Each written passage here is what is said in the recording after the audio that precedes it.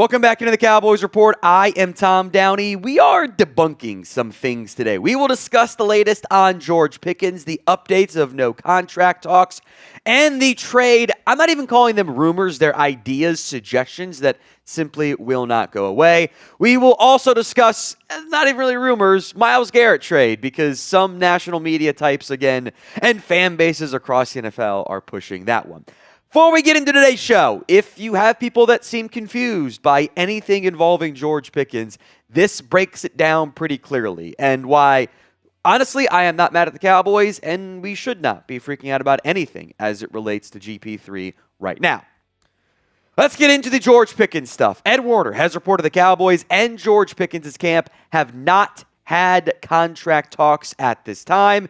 This is what Ed tweeted out yesterday. With a week remaining before the NFL trade deadline, the Cowboys have not engaged in contract extension talks with George Pickens or his reps. Pickens is on an expiring contract. The franchise tag player is an option that would cost a projected $28 million. The Cowboys not having any extension talks with George Pickens before the deadline actually shouldn't come as a surprise when both sides were completely on board and agreed to waiting until after the season when the trade was made.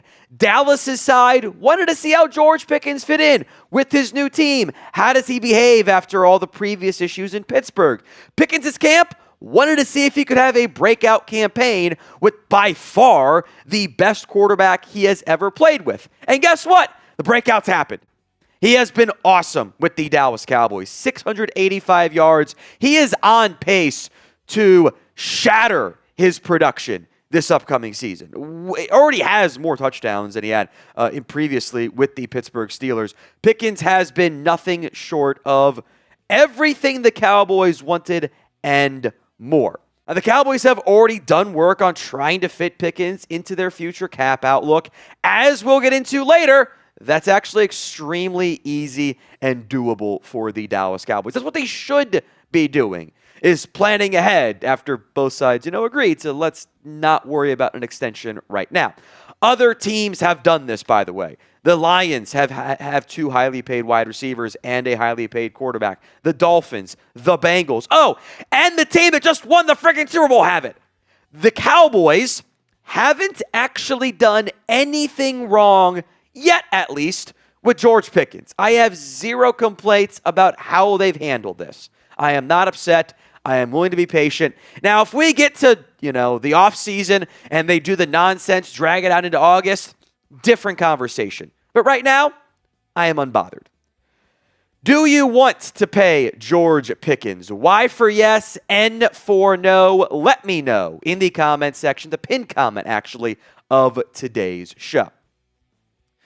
Let's get into the trade side of things here. Tim Cowlishaw arguing the Cowboys have to trade George Pickens before the 2025 NFL trade deadline. And to be clear, no, they don't. It's actually not true. I know some of his colleagues at Dallas Morning News were like, hot take, but it's perfectly laid out. It's actually not, frankly.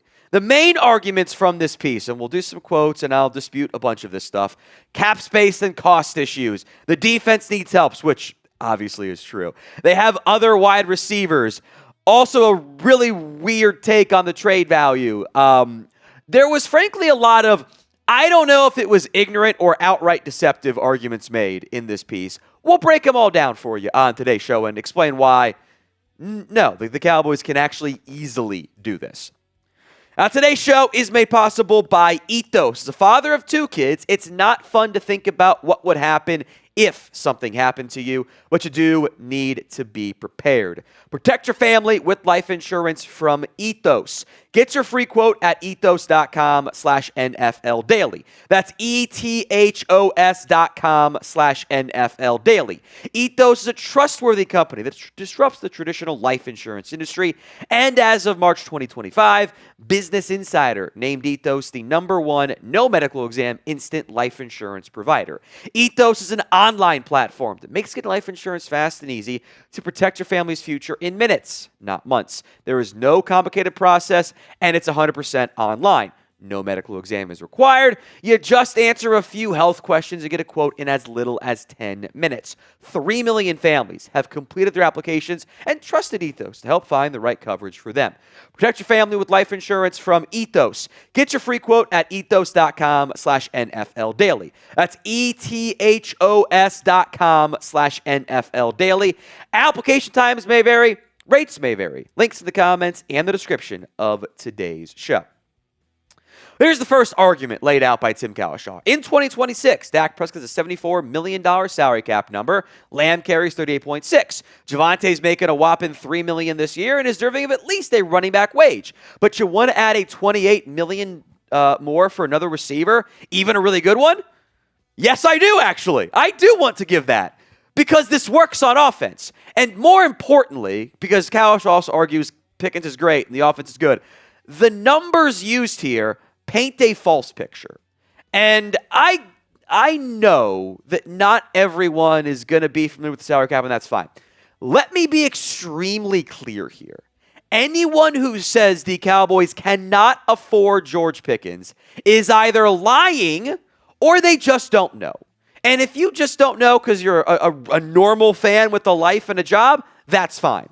I do think your media members and journalists should understand how the salary cap works, or at least try to understand. So let's break this down for you, Timmy.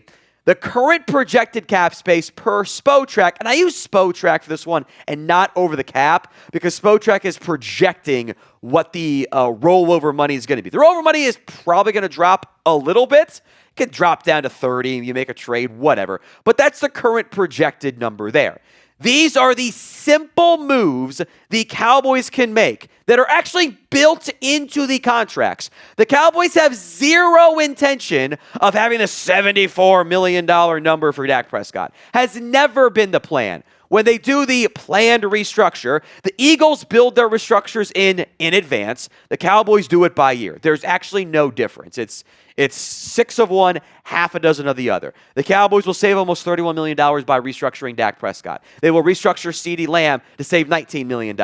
So all of a sudden, I just freed up damn near $50 million from the Cowlishaw number. Osa restructure saves 12. Tyler Smith saves 17 and change. Deron Bland saves almost 9. Jake Ferguson saves almost 5. You can cut Terrence Steele, save 8 or 14. Or not. You have a need at right tackle if you cut him. You cut Trayvon Diggs, save 12.5. You can either restructure or maybe you cut Kenny Clark at 12.5. You cut Malik Hooker, that's $7 million. Now, I would potentially create holes at right tackle, and you're going to need a corner anyway. Safety and defensive tackle, whatever. And the exact number is, we'll see based on what moves they do, what the exact rollover ends up being, etc. But we are comfortably in the $100 million to maybe even $150 million range in offseason salary cap. So when Tim writes that whether it's via offseason trade or free agency signing, the Cowboys have to move significant salary cap dollars to the defensive side of the ball for 2026, or we're watching the same sad movie again, he's right. But I already have that available to me. I have the funds. I have the money. I have the draft picks. I don't need to rob Peter to pay Paul. I don't have to do that. In fact, I shouldn't do that because all I'm doing is then taking away the thing that works. This offense is good. It is clicking. It is on fire right now. Overall, they didn't have a good game against Denver.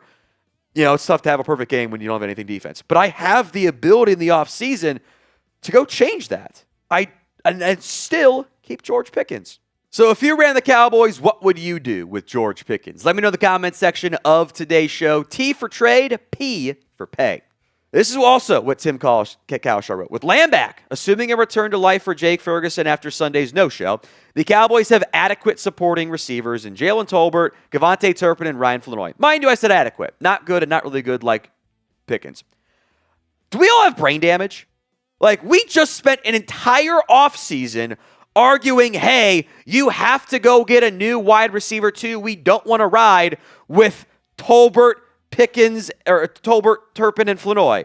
And now we're like, oh, actually, we can do it again. It's fine. Did we not learn our lessons, guys? Like, honestly, Tolbert's a free agent. He's not going to be back next year. Jonathan Mingo can't get active yet.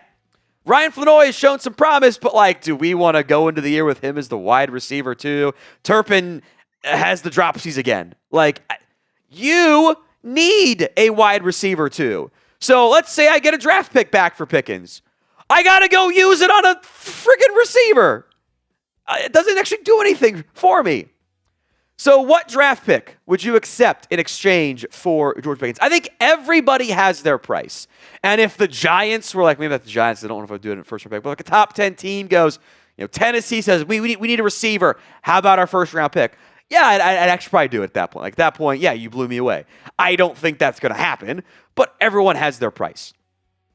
Apparently, Tim Cowlishaw's price is literally anything. He wrote, it would be great if Dallas could recoup the third-round pick it dealt to the Steelers, but it's not a given. It's basically a half-year rental. Can't worry about whether you got, whether or not they get what they matches what give. Wow, let me try that again. Can't worry about whether or not what they get matches up with what they gave. This honestly might be the dumbest part of the entire article. And there's a lot of ignorant parts. The salary cap part might be ignorance. It's fine. You're a professional. You should know. This is just stupidity. How on earth are we arguing, well, let's just take bad trade value? Because Pickens' trade value, if you're doing it, should be high because he's been awesome. Like, this idea of, we just got to take whatever we can get. We're poor. Why? How does that make any sense at all? Now, we will call out things when we need to call them out. We are on the road to 250,000 subs here on the Cowboys Report. Hit that sub button if you haven't already. Free Cowboys videos each and every single day. I also want to address the Myles Garrett stuff here. In some media outlets, I saw Albert Breer saying the Browns should trade him away. Other fan bases, including our own, have been like, well, why not trade for him? I've seen blogs, maybe I'll put it that way, written on it. Look, the Browns might be bad. I get that. And Garrett might be sad over losing. But he took the money. A Myles Garrett trade would result in $89 million plus in dead money, with $67.89 and change coming in 2026. That dead money cap hit would be the largest ever in the NFL and nearly 3 times what the Browns are currently slated to pay Myles Garrett on the salary cap. It doesn't make sense. I don't feel bad for Myles Garrett.